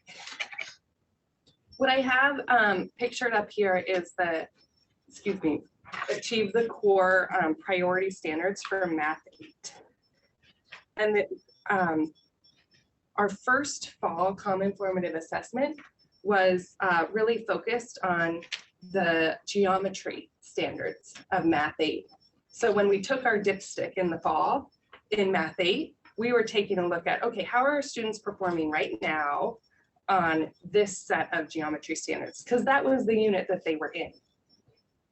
The one that we've just completed, the winter Math 8 CFA, was on a different set of standards. I just wanted to take a moment to clarify that these are really just a dipstick. They're of course aligned to standards, but it's not really, we can't compare them easily because it's not oh, how did they grow on geometry standards? We're not measuring geometry standards right now in the school year because that's not what we're teaching right now in the school year. We can take a look at, you know, we can compare sort of in the broad strokes, like, oh, this, you know, set of students isn't yet accessing this curriculum. They're not showing that they're understanding it yet. We might compare size of groups who are or are not showing that they're learning that quite yet. But I just want to, you know, make sure that I'm clear on that piece. So, you know, first and foremost, the purpose of our common formative assessments is to inform our teachers and to really help them tailor their instruction for their particular set of students. But that doesn't mean that we can't have some other learnings from the data collected either. I want to talk you through a process, and I don't know how, like, if we want to go into what these graphs are, I'll try to do like a quick overview of what this data shows. This is from the fall Math 8 assessment. And in the fall, we gathered the data across the district, and then we also divided it out by site. And we shared that information with site leaders. And we said, dig into this with your department and take a look at it. Well, this is really sort of macro level data. It's hard to take a lot of action from macro level data, right? The teachers have already spent time looking at their own student work. They've already had discussions about how do I move forward with my classroom, but it is important to look at macro level data so that we can, you know, see what trends might be popping out. So if I go along that top blue row, what that's showing is all of the students' performance by question. The top left is question 1 performance on a score of 0 to 4. The second one is question 2, scores 0 through 4. The third one is question 3, scores 0 through 4.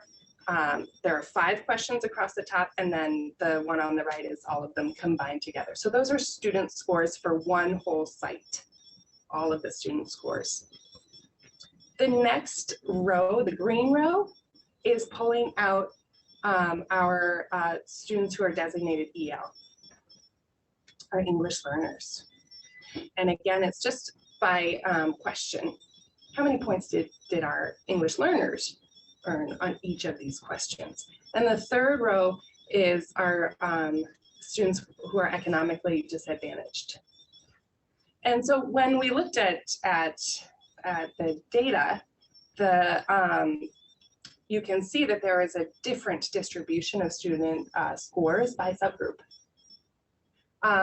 And when that team dug deeper, there was, you know, common selections were correlated with English language fluency.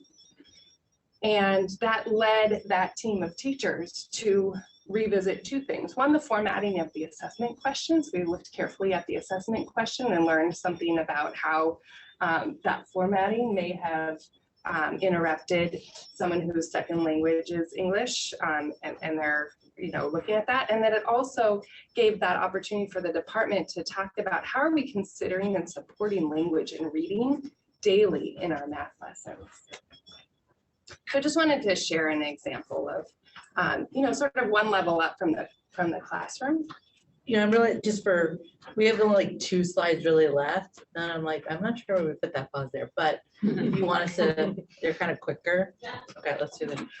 So just another piece of all of this work that we want to make sure we hit upon tonight is we know that not all students are accessing math do what we call like in tier 1 the first time they're taught it. So we're really are really intensive around what are some additional supports that we can provide to our students. And we're really this year have been focusing a lot on extended learning opportunities. So a couple of places, one we've talked about earlier, ST Math, but not only just ST Math at the home, but we have our math booths that we do in 4th through 7th grade, where we have trained staff from the school site, both classified and certificated, that take math students and do some intervention after school. And then another exciting thing that I've been fortunate to be a part of is our partnership with the Annex, where we're having these academic and enrichment camps. And that's actually a picture of what we call the turkey camp. So the one that we did during Thanksgiving break. That's actually one of our elementary RSP teachers who helped us, and Robin as well, helped us design math experience during that camp for 3rd through 5th graders at many of our schools across the district. And we're going to continue that in March for spring break and in our June camp as well, which will be a little bit longer. So those are some places that we really make sure that we know there's, for some students, it's not just during the school day, they need the extended opportunity. So we're doing that work there. And then a final slide that we wanted to make sure that we ended with our student voice is our math team is also has put out some math mindset surveys. So Amy, do you want to we can end with this piece and then we can stop talking. I know. You've been doing most of it. I know. I know. So I just wanted to state that we value what we measure and we measure what we value. And one of the things that we really value and the research says to value is how do students see themselves as mathematics learners. So these are, I was going to do a little math routine right here. I don't know how the table is feeling about that right now, but we could do a notice and wonder, or we could just take a moment to digest for ourselves. The top two are asking 3rd grades. We've got this data for our 3rd through 8th graders, but I'm selecting what we're focusing on here. So this is the percentages of 3rd graders who state that they feel confident as a math learner, they felt confident last year as a math learner, and who feel like a valued member of my math class this year.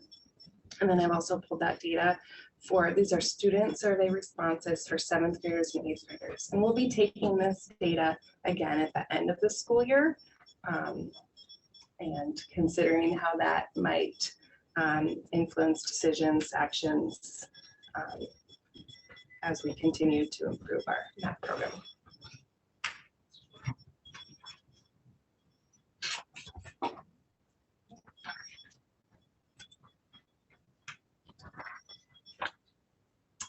So just want to start all over again. Yeah, welcome. So here, these are our 4 levers, which again, I think what I know is this is a unique space in our district that we're pulling on all 4 of these to impact change in the math program the way that we are.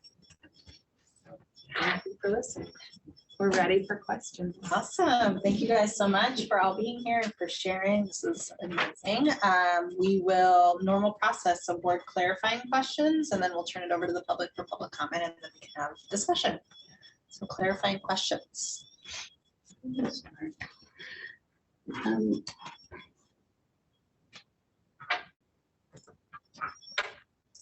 Clarify. I would like to know if you can clarify any experiences with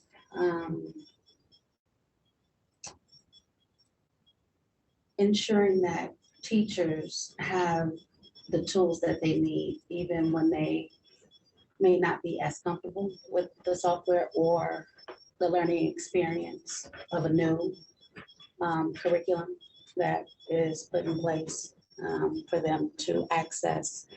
And how will the supports that are in place be given to them in a way that they can become comfortable enough to be able to have their students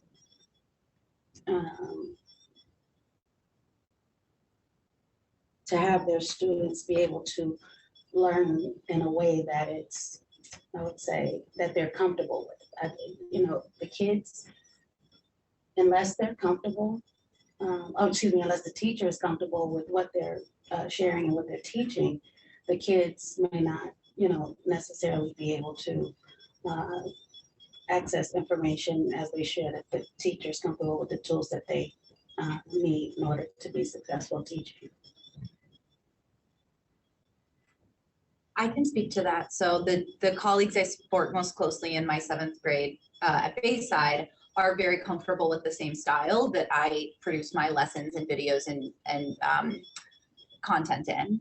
And this I see also as the role of the 7th grade content leads at each of the sites to work closely with their colleagues at each site.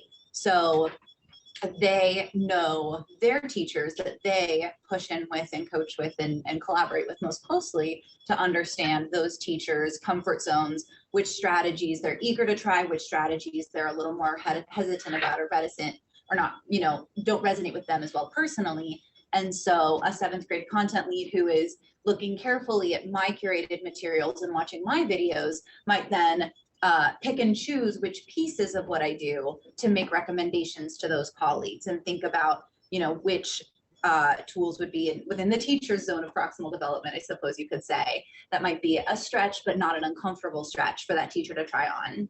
And so kind of incrementally. So I think that's a part where we can lean into the expertise of the teacher relationships that we're building in order to support teachers in taking on measured and comfortable risks, and also extend the capacity of teachers to be willing to take on those kinds of risks that do, reflect our shared values. And sometimes that is modeling, is you might not like the strategy, but let me just try it. I just want to see how it works with students and compare your group of students with my group of students. And maybe a teacher is surprised by something that they didn't think would resonate with them, but does. And so I think we have a variety of different ways we can work with that, but a strength of the relationship-based model is it allows us to be very responsive to teachers who are coming to this work from very different places.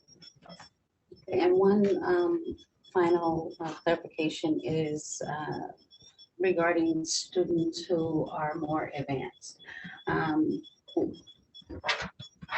Being able to allow them the opportunity to continue advancement in class, with the instruction that they're given, and not sort of being in a position where they have to stay at maybe at a lower level because they have to kind of stay with the class. Are the teachers allowed to create more individual access to different instruction within the frame of the curriculum that they have to give them more advanced work where they can grow? Right, so that lens is a really important facet of what I do. And so one common way we approach it when students are collaborating on problem sets is we might think of, the term low floor, high ceiling, or we might also think of a ramp, where the first several problems that students solve might be more accessible, more straightforward. But the further you go in the task, the more sophisticated your problem solving has to be, the more abstract representations you need to make sense of, the more leaps creative you need to be with your logical processing. And teachers rarely say every single student needs to finish these exact problems across a period or whatever. It's, these are 20 minutes in which you and your partner are going deep, have good conversations, go to where you go. And that's kind of one common way, not necessarily every single teacher, but a common, philosophy we share in the sorts of tasks we design. So we'll often say the front side of a ticket out, you have to finish. The back side, try as much as you have time for. Or we might say, here's 4 different problems. And the way I did the perimeter challenge today is I had a very basic one, a sort of medium one, and the really weird one where 28 came out of nowhere. And I said, you pick whichever one you want to show off. Pick it and show off for me. How does it work for different values of X? And I would push students and I'd say, try 3.5. What if X is 0? What if X is 1? What if X is 1,732? Choose what's interesting to you. So student choice is another important component, is equipping students with a lot of variety and empowering them to make choices about what will stretch them. So that's definitely an important lens of the curriculum adaptation that we do. I want to add in to that because I feel actually like your 2 questions are really related, and we're sitting here with Dana Peavy, who's an amazing 7th grade teacher, and I think that that flexibility that she has as a math instructor to come up with, this is the way that I can raise the ceiling and lower the floor and have every student chewing on grade level content and going to their depth, is what we're striving for all of our educators. And we know that we're on a path right? And so I think that what we are working towards is building out those collaborative spaces and putting our TOSA coaches in. I'm thinking right now specifically about elementary, so that we have people to tap. Hey, Robin, I have these, I actually just had a, oh, we should talk about this because it's happened in one of your schools. I had a teacher reach out to me saying, you know, I have some students who I want to give them something more to go deeper with, and sort of that redefining what does it mean to be a really strong math learner. It's not always faster. Okay. Right, we don't need to just accelerate our students. We can have them go deeper. We can have them show more connections through the same we could have all come up with 56 on this problem with a calculator, right? But that wasn't the math. The answer wasn't the math. Like how did different solutions connect to each other? That's the math. And how do we pull that conversation into our classrooms for all of our teachers as we're learning together how to offer a wider range of access points and enrichment spaces for all of our students. So I just want to name that we're on that path, and we think that we have a lever that we're pulling with professional development, building collaborative spaces, and putting peer coaches in place so that we can share those great ideas across our district. We already have many teachers who have lots of amazing ideas. We just need to connect them. And I also think it's worth mentioning at elementary, sometimes I think it's different. There's a lot of similarities, but we are working with teachers who have 50 to 60 minutes a day to teach math. And this question does come up, and it's a really valuable and important one. And I think different people have different capacity to deal with it differently. At one of my sites, what the grade level team is doing, our district is a member of the Silicon Valley Math Initiative. And so they have decided to take advantage of that membership, and they're using what they call problem of the month. And the problem of the month is real similar to what Dana was describing, where you have different levels, all kind of revolving around the same mathematics, but it might start real simple at a level that almost anybody in a classroom can access it and do something with it. But then it progresses and the kids have choices. And that's how they are working around kids feeling like they're getting bored with the math curriculum that they're given.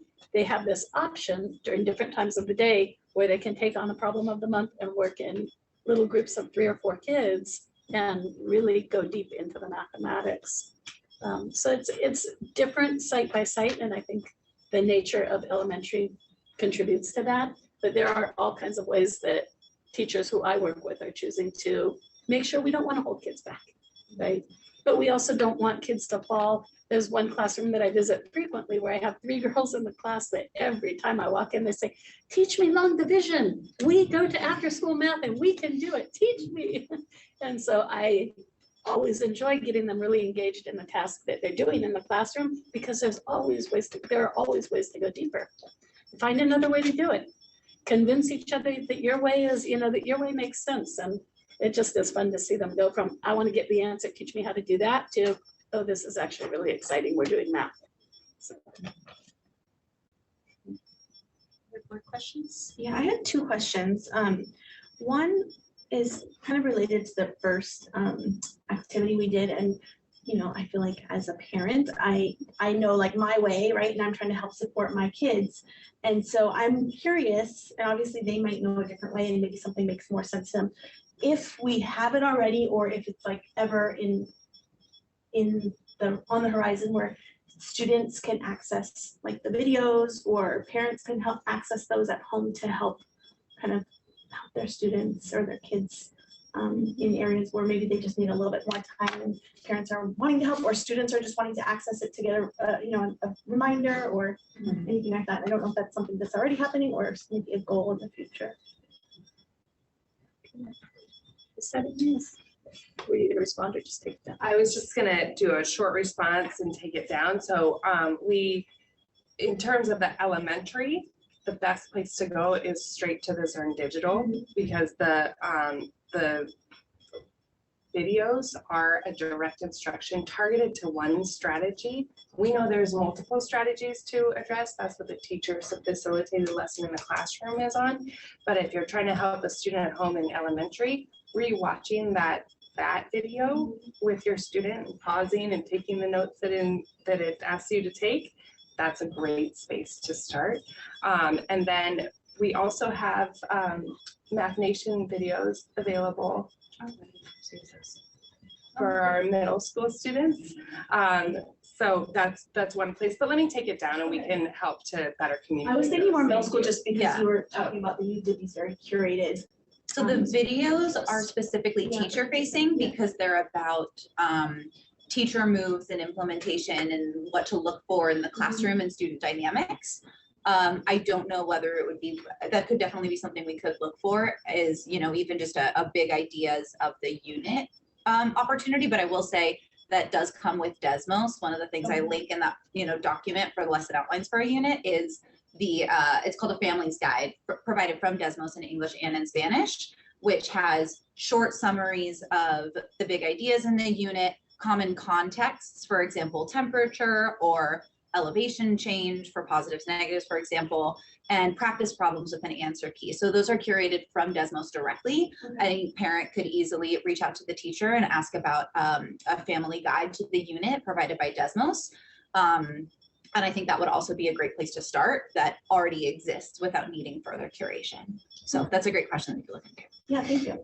And then my second question, it's like two combined, so it just counts as one question. But my question was around, you talked about the network of collaboration, and then you also talked about the instructional guidance. And I was wondering, do we know if all teachers are accessing the instructional guidance and how at different sites, how they feel about, because you said, it sounds like your site is really embracing this network of collaboration, and how the other middle schools and other elementary sites are feeling, are they having the best experience just like you, or? Yeah, I can speak to that a bit because I'm working with all of the sites, and there is, for a multitude of reasons, one of them being the master schedule at each middle school plays a big role in, you know, who can have a release period and how can they push into colleagues' classrooms, because they have to, it has to line up. Yeah. So it is quite a complicated puzzle. I do think that as we are now in our second year of it, we are learning a lot across the system of how to set that up more cleanly in the future. I'm glad you asked that question, because I didn't yet say what I intended to, which is this is lining up differently at our different middle schools this current school year. And we're looking at how do we better implement this model across all 4 middle schools.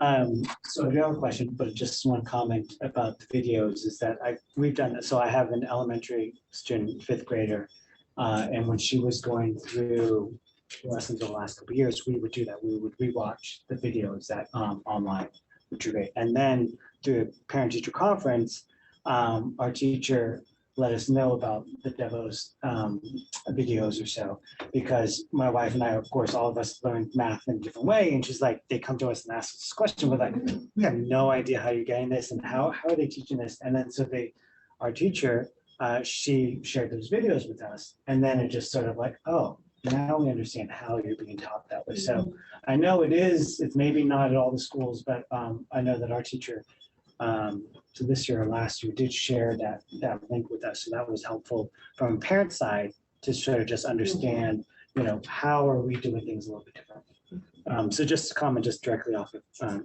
Trustee Proctor's.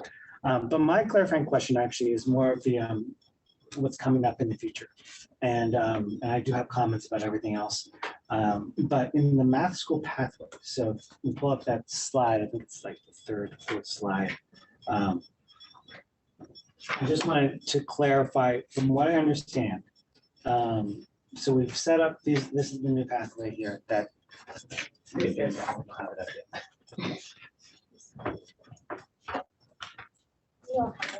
Yeah. We don't have it in front of us. So the question is that my understanding, we are asking the students in the 7th grade, probably at the end of this month or so, what they want to do next year. And so it's a survey sort of asking them. And there's two pathways here. The dashed line here, it includes counseling. And I'm wondering how that goes, because so prior in the 6th grade, we had, you know, sort of teacher recommendations, we had parent choice in some ways or surveys, and we asked students what they wanted to do. Here are we doing the same thing for the 7th graders as well as they're moving into the 8th grade? Or I'd love to know sort of how it's going to be implemented. Partly because I think there's different options here. Yeah. So go ahead. Yeah. So we are working right now with our middle school leaders and counselors around this selection. This word counseling doesn't necessarily mean that it'll come from the counselors. The students are going to get information similar to the process that we've done for the Math 7 proficiency assessments. So our vision is, our team is working on it right now, sharing out a video of what are the options, what might you consider when you're making your choice, what makes you a good candidate for any of these 2 pathways that you get to choose. And then we're going to ask for the students to make a selection, but not before we also send that video home to families and encourage that conversation. Great. And then, you know, once we get those lists, there may be this counseling, I think will be conversations that do probably involve math teachers, family and student to really figure out, is this the choice that's going to lead you to success, not only in 8th grade, but beyond. Great, thank you. Yes, so yeah, when I saw the word counseling, I wasn't sure, you know, where that is. So thank you for clarifying that, because I think as we're making this move, right, this is the 8th grade coming up next year. It's just sort of how it's all implemented. So yeah, okay. I have comments, but yeah. I have a couple questions. One is, and don't necessarily want this right this minute, but I'm wondering if at an upcoming meeting, we could have the demo. So I know one of the things that we talked a lot about when making the transition to the heterogeneous Math 6 was really thinking about like the demographics then of who enters into the various math pathways. So I'm really interested to know what that looks like now for our for kids who are now, this year would be in Math 8 from Math 6 and then Math 7. And then I'll be really interested to know what that looks like for kids from 7th grade entering into the more accelerated. So if that's information that you can get, that would be awesome, just so that we can actually know whether or not this is addressing some of the issues that we identified in terms of making the changes. One thing I had a question about was, I know that you all talked about having collaboration with special education. I was just curious, when you all were talking about professional development and teacher coaches and collaboration, are special education teachers included in that? Do they have math coaches? Like, what is that something that's outside of the general education space? Sure. Yeah, so I think in our first year, specifically when we think about the professional development that we've been hosting, so last summer, the June and August, as well as the 3 PD days throughout the year, I would describe our engagement with our special education teachers as actually rather limited. And that was driven by priorities coming from the special education department around making sure that we had certain baseline strategies and capacities in place for our special education teachers. But we've been talking about this all year long, and as you can imagine, our special education teachers are saying, we have to deliver this curriculum too. When is our access, and when are we going to get that training? And so there's a very deliberate effort in this coming summer and in the PD days coming for next year, where the demand on special education teachers to go specifically into special ed content is either met or at least set aside, and we will be able to bring all of our special education STC as well as resource teachers into the general ed professional learning. So So that's a growth area for us and a really specific target for our work coming, into next year. And then I don't know if you want to speak to like on the ground, what happens in coaching opportunities at the site. But yeah, I'll be brief, but in our elementary work, we absolutely are supporting every teacher at the site. I know some of our colleagues are really in strong partnership with some of the RSP and SDC teachers at their sites through that peer coaching and collaboration that happens there. We also have a handful of teachers who on our Tuesday afternoons, I don't know if you remember all the touch points that we have, but we have Tuesday afternoons where RSP or SDC teachers do get to select in to our Math 3 collaborative, and we have a few who have. And so they're kind of with us through the year, although they're not necessarily like on the January 17th PD day we just had, there was a required PD. So they were bummed about it, as were we. There's just competing priorities, but it's absolutely a top priority for our professional development work. During the summer, yes. Yeah, absolutely. Is there coaching available? Like, do coaches go in to support special education teachers? Not this one. I happen to have a relationship with one of the RSP teachers at Bayside, so I pop in occasionally when they have questions about things, but it's not systematic at this time. I think it would definitely be a great thing to implement in the future, but it's not systematic yet. Yeah, I think similar at elementary, but one thing that we have been able to do is the ZERN program has kind of a piece for foundational lessons. So if a student has an IEP that puts them at a certain grade level, they can click in and find specific lessons to the IEP. So I know in my role, I've been making sure that our special ed teachers know how to do that. Righty, we will turn it over to public comment. Forrest. Thank you, President Walken. I will be calling on speakers to make public comment in a random order, and to our attendees that are dialing in, please press *9 to use the raise hand functionality on your phone. All other attendees can use the raise hand feature within Zoom, and you will have 3 minutes to make your comment. Forrest, can you just give us a heads up of how many public comments we have? Right now, I have 3 attendees with their hand raised. Great, thanks. And Heather, I'm going to begin with you. One moment while I allow you to talk, and go ahead and begin when ready. Hi, thank you. I just wanted to start off with saying the second and third pillars that you talked about, the shared learning and collaboration and the aligned professional development, those sound great. And I think you're on the right track with that. My concern is more around the policy and planning and assessments area of things. So one of the things that you talked about was wanting to have enthusiastic learners, that you wanted it to be a joyful math experience, low floor, high ceiling, give students choices. I don't see that happening with my 7th grader. And so I think there's a disconnect there. You have these, you talked about math nights and enrichment activities. And I guess the question is, why can't the in-classroom experience be more motivating for them? It's just, my kid always loved math, and I don't see it as much anymore.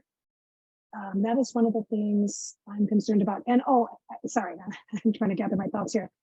You did the survey of the various grades in September. And so my kid being in 7th grade, she's kind of like that guinea pig year, right? That's the year that started in 6th grade with the single tracking. And honestly, I don't think she would have been an accelerated math, but she's always loved it. She's always kind of done well. So I feel like that group of kids are missing out a little bit with this way that you've single tracked everybody. I'm not sure the best answer, but please, I'm just asking you to not forget about those kids who, maybe their parents can't afford Russian math, but they like math, they're good at it. They're just not being challenged quite enough. And one last thing, I know you can't answer the question, but this is a question that came to my mind when you talked about the assessments and inquiry cycle, which is, if a particular class is ready to move on to the next lesson or not ready to move on to the next lesson, is it kind of a too bad we as a district are moving on to the next lesson, or is it tailored a little bit to the class? So that's it for me. I just wanted to thank you all. I know you're trying really hard, but Please remember those kids that I mentioned. Thanks. Thank you for your comment. Our next commenter, Jean, I am now allowing you to talk. You will have 3 minutes to make your comments. Thank you. 3 comments. 1, having extra teachers in the classroom is great. In the room where I volunteer, there's always 2 teachers. With such a heterogeneous population, it's essential. We need this investment to increase achievement. I'm so glad we're getting it. Tutoring should probably also be considered as well, as some kids are clearly behind where they should be. And that will just frustrate them as they continue through. They won't see themselves as a math person if they know they aren't getting it. Public service announcement, I am currently available for free tutoring. 2, the opening exercise of this meeting where the board thought of different subtraction strategies. That exactly shows the issue with how we think about procedures. In a room of students who have not mastered a single good basic procedure for subtracting multi-digit numbers, bringing forth 5 or 6 different strategies isn't helpful. The classic procedures are classic for a reason. They work in all situations. Once all the students have mastery of the classic method, yes, by all means, let's explore optimizations or things you can do in a subset of situations. 3, in the wider education community, this overall philosophy that sits on the far end of the student discovery versus direct instruction spectrum is controversial. There are lots of educators and researchers with very different points of view. I would encourage the board to educate themselves on these alternative views so you can ask good questions. What I mean by far end of the spectrum, after everything we've heard tonight, we've not heard, every student will have their math facts memorized. Every student will know at least the standard procedure, including memorizing facts like 2 negatives make a positive. These things aren't happening. They need to.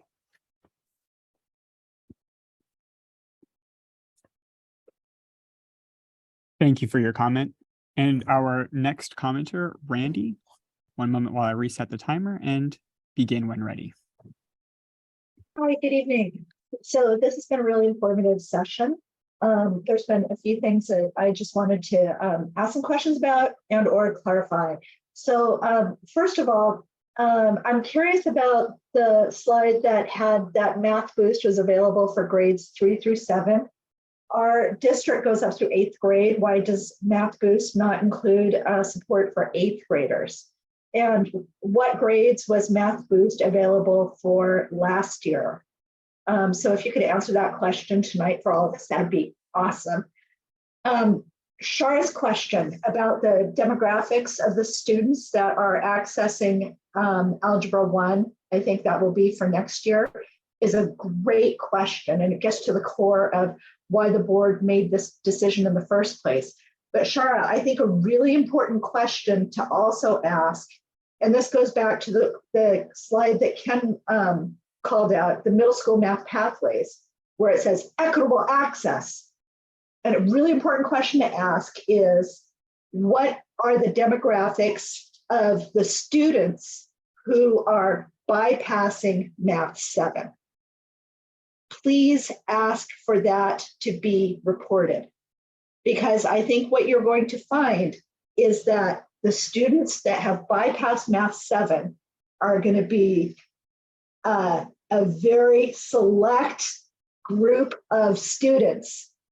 And in fact, the district, in their instructions to those students, the 6th graders who are considering testing out, said, you should only consider testing out if you have gotten this content outside of the district. Now that, to me as a parent, was very, very disturbing. That induces inequitable choices. Last thing, when you're considering equity / inequity, so the education is more than just math. So who's getting access to algebra and at what cost, right? So the demographics of the students that are getting access to algebra, right? Let's measure that. But let's also measure who's getting access to the other electives, right? The broader educational experience. Let's measure that. And for people that are having to take the 2 periods instead of skipping Math 7, at what cost is this coming for them? And just last thing, I wish that this presentation could have been a little more student-centered instead of being so teacher-centered. Thank you. Thank you for your comment. And with that, President Watkins, back to you.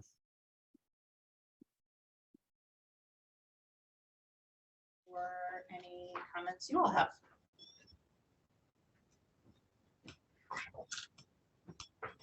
Go ahead, Trustee Chin, you're raring to go.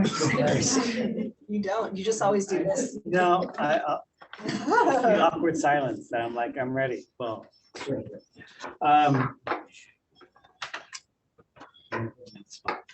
Let's go first if somebody else is ready. Does anybody else want to go? I'll be short, so I'll go. You go. I just wanted to thank you for tonight. I was engaged the entire time. I was really interested in hearing all about this. And so I want to thank you guys all for what you do. Specifically, I also wanted to thank the teachers out there. When you said that people are coming on Saturdays and wanting this, that makes me really grateful that we have educators in our district that really want to improve and deliver content to students that they're well versed in and then they feel competent in. So I really appreciate everybody's time there. I also did wonder just kind of about 8th graders. I feel strongly about sending kids to high school that are prepared. And so I did want to know what we are doing for 8th graders that maybe are struggling and we don't have a lot of time left with them for this school year and they're going to go on to high school. And so I don't know any, I mean, I do have an 8th grader, by the way, but I don't know anything about high school and what supports there are for students when they get there that are struggling, but I do know that we can control how we support 8th graders. So just, a curiosity about how we're sending kids off to high school and making sure they're prepared. And the last thing I wanted to point out is the math mindset surveys and where the students talked here. I don't know, I feel kind of sad that only 45% of students feel like they're a valued member in their class. And so I hope that we can see better results here. And I don't want to blame anybody, but I want all of our kids to feel, like we said at the very beginning, where they're, enthusiastic and feeling like they can do this and that, maybe math is hard, but that they feel like they're competent and that they are valued. So just thank you and really appreciate it. Well, I just want to say thank you for the presentation and the thoroughness of the explanation of the curriculum and how this program is rolled out and how it plans to expand. It's amazing. It answered a lot of questions that I had, made me feel really confident that it's the right choice. And looking forward to it growing in our district. Thank you. Yeah, great presentation. Sorry, so great presentation. As we had a little minor comedy break, I was eating it all up, right? I was eating the buffet. I think the thing is, it's. I mean, you guys did a fantastic job. The presentation was great.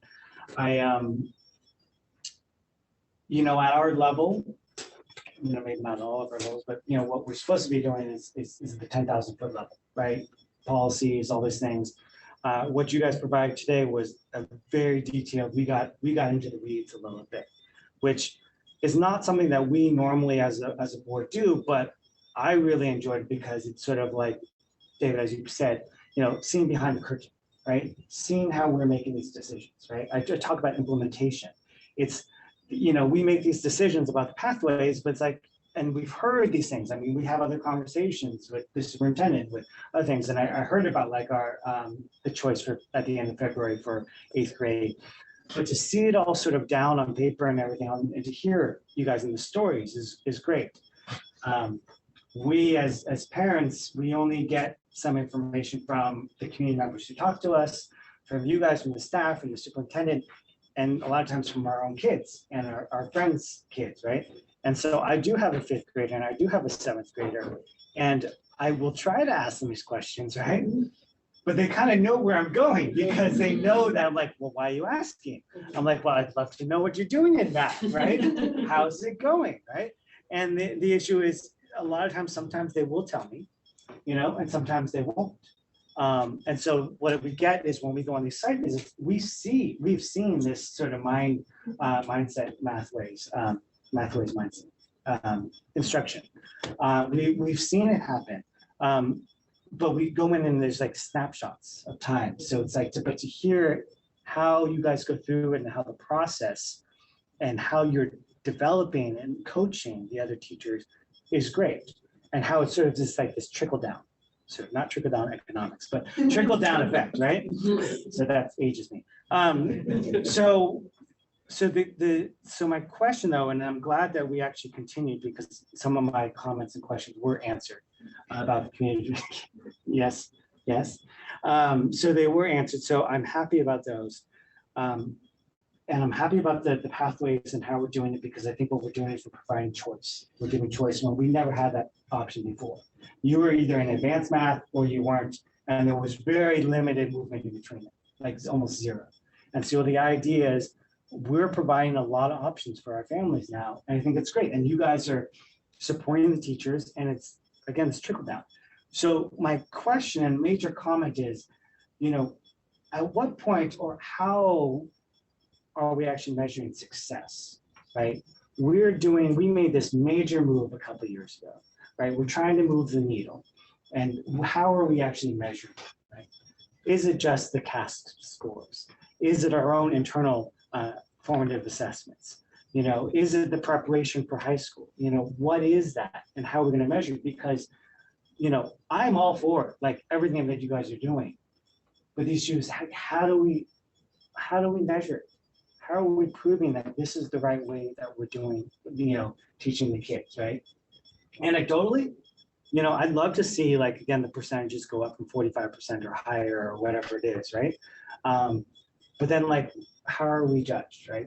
CAS, you know, maybe some other things, but like, how do we measure success? And then the question is, when do we do it, right? Because the issue is, it's not just, you know, you look at our year-over-year CAS in 6th grade last year, you know, we went up, but it wasn't like huge. We didn't drastically move the needle. Maybe we did for certain groups, some of our demographics, which was fantastic. But how do we go about, again, moving that needle? How do we make those big jumps? And I don't have the answer for that, but that's just what I think about.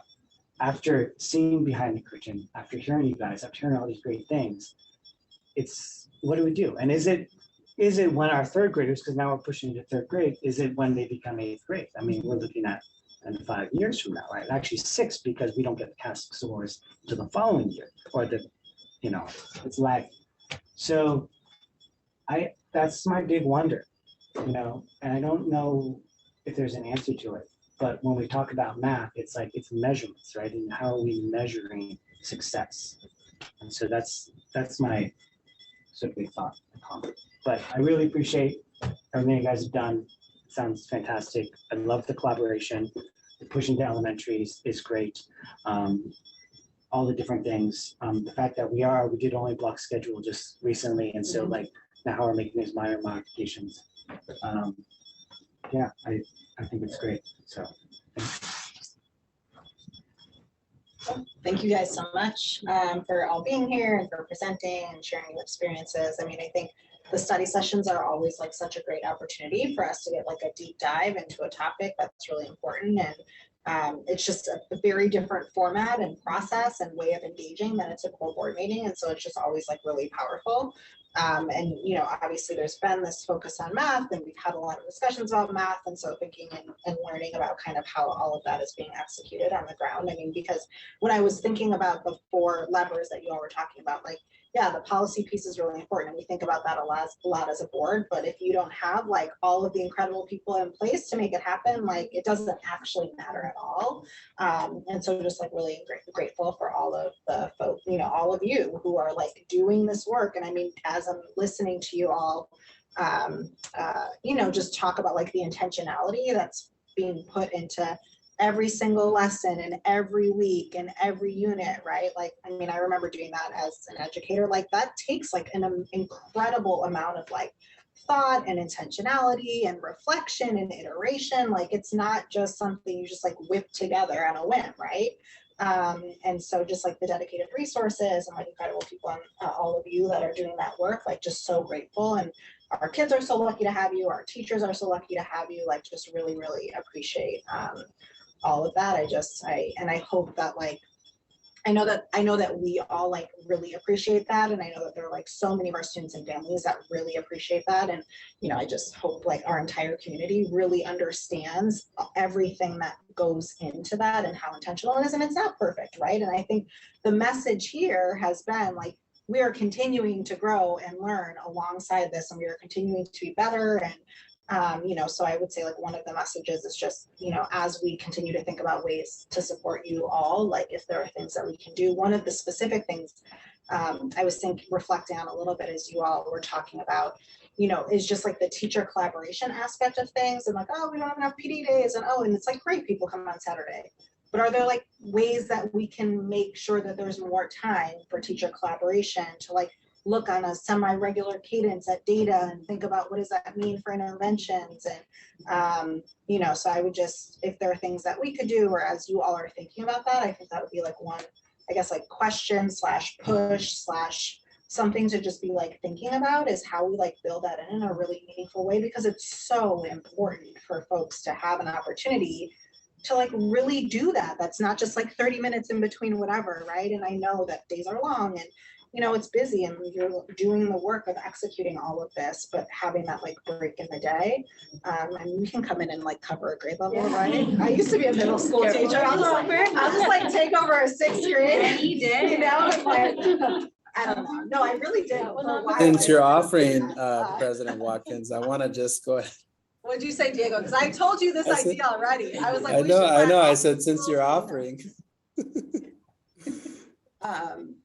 But anyway, so that's just like the biggest thing I was thinking. And I am looking for it. It sounds like there's a desire to come back to this conversation at some point at the end of this year, to have like data around like the demographics across all pathways, to have some of the pieces that I know other board members have asked for, some other pieces around data. So I think, Diego, if we can think about making sure that that's something that we circle back to. But yeah, a lot of gratitude for all of you. Go ahead, Diego. Thank you, although President I know we're Watkins. over, so keep it short. Very short. We have to acknowledge that this board is taking the extraordinary step of holding these very detailed and analytical study sessions. I want to challenge everyone in this meeting, or anyone who's watching, to go just do a regional search. Just search around school districts in Northern California and check to see what kind of analysis is typical for the public review, for the public discussion, because our educators just gave a master class in how to create systems change and how to not ignore the importance of professional development or analyzing student survey results or providing top quality curriculum and the variety, all the components that were discussed tonight. So that's the first thing, that this is a real benefit to this community. And I want to thank the board for setting these up. Secondarily, we have some incredible educators in this district, and the systems that we put in place do not work without really good teachers. So to Dana and to Robin and Amy and everybody else who plays that role every day with our students, thank you, because the work is making a really big difference. And then to Ken's point, we check for learning. This is not sort of, the out of a can answer, but we check for learning every single day. And then we have really good systems to check for student performance on internal common assessments. We just got a recent batch of assessments for our 8th graders, and we're super excited about what we saw. We're getting 6th and 7th grade data in again. So we won't wait until CASP scores come out, but we will try to create that connection between the tests we give and see how they correlate with those state tests at the end of the year. And it's just all part of a big design that's been made possible by the district's adoption of the strategic plan and this board's willingness to fund the many, many things that we are talking about. So it's exciting. I'm sorry I couldn't be there in person with you all, but to all the team members who made tonight possible, thank you for a job well done. Well, with that, we will take a motion to adjourn. Motion to adjourn. Trustee Crutcher for the motion and trustee Brooks for the second. All those in favor say aye. Aye. Great. Thanks, everybody. Thank you. Thank you. Let me get my enormous photo off.